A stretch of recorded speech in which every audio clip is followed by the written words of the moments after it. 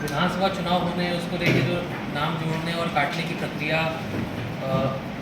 Start हुई थी अगस्त के महीने में, और अगस्त का महीना और सितंबर के महीने में जो फॉर्म आए और लोगों के नाम जोड़े गए और काटे गए, तो उसके बारे में डिटेल आपको थोड़ा सा अभी हम पूरा बताएंगे। सबसे पहले ज़िले के मतदान केंद्रों की जानकारी आपको बता देते हैं। ज़िले में कुल मिला के 1378 मतदान केंद्र हैं। इसमें हमने जो अभी आइडेंटिफाई किए हैं वो 360 के आसपास की 359 क्रिटिकल आइडेंटिफाई किए हैं और 5 वल्नरेबल आइडेंटिफाई किए हैं।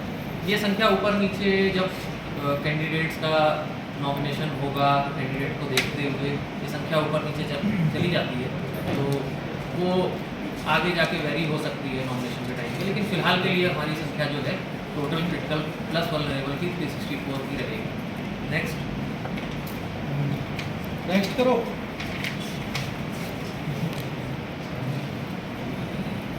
हमारे कुल मिला के जो मतदाता है वो जिले में करीब 11,52,000 मतदाता हैं। 11,52,047 मतदाता हैं आज की डेट में। आज जब सूची का प्रकाशन हो रहा है तो उस डेट से 11,52,047 मतदाता हैं।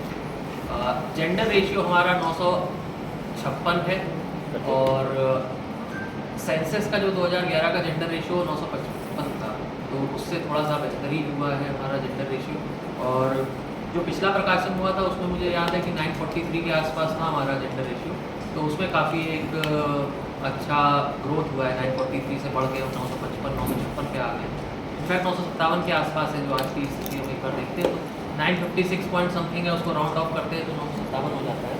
तो 957 है बल्कि आज का जेंडर रेशियो। नेक्स्ट,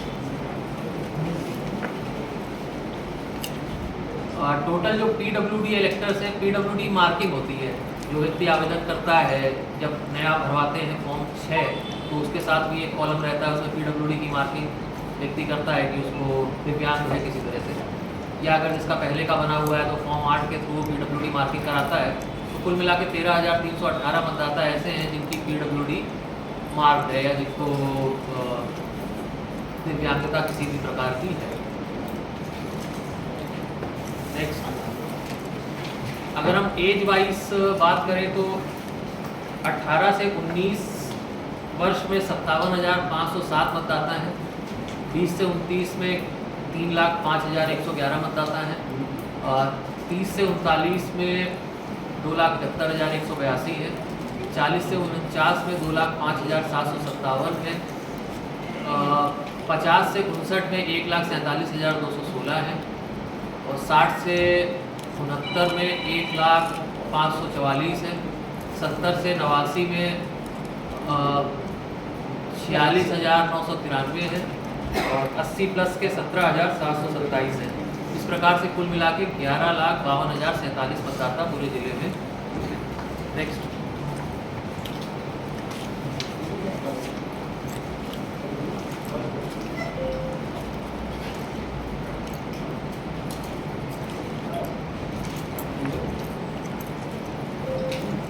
प्रारूप प्रकाशन जो हमारा 2 अगस्त को हुआ था, 2 अगस्त को ही हुआ था हाँ, 2 अगस्त को जो प्रारूप प्रकाशन हुआ था उससे लेकर अंतिम प्रकाशन जो आज हो रहा है, इसके बीच में जो फॉर्म प्राप्त हुए थे, तो फॉर्म 6 कुल मिला के 38,807 प्राप्त हुए थे और फॉर्म 7 9,050 थे और फॉर्म 8 19,995 थे। नेक्स्ट आते हैं।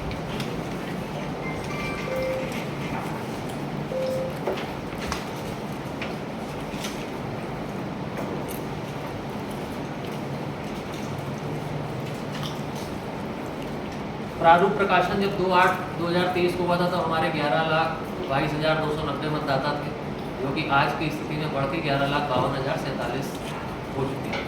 करीब करीब 30,000 के आसपास मतदाता बढ़े हैं। जो नए नाम जोड़े गए हैं वो करीब 38,000 के आसपास थे, 38,800, लेकिन 9,050 ऐसे भी थे जिनका नाम हटाया गया है या डिलीट हुआ है। वो डिलीशन मृत्यु की वजह से है या शिफ्टिंग की वजह से, उसके अलग अलग कारण होते हैं। तो टोटल कुल मिला के लेकिन 30,000 मतदाताओं की इंक्रीज हुआ है। 11,22,000 से 11,52,000 संख्या पहुँची। नेक्स्ट,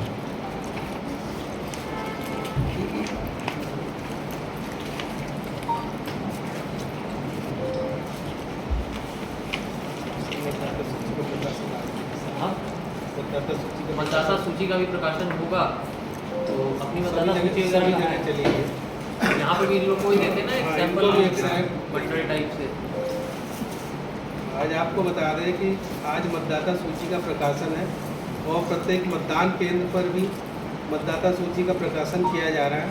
वहाँ पर BLO पढ़कर भी सुना रहा है, और जिसका अगर नाम है तो अपना वो देखने के लिए वहाँ उसको सुविधा है। 2-3 और बातें हैं जो आप लोगों को, हाँ मतलब इसके अलावा आप जो बता है दो उसके बारे में। इसके अलावा हम जो एक साइड जो है राजनीतिक पार्टी को भी देंगे, वो भी अपना नाम पूरा चेक कर लेंगे, देख लेंगे।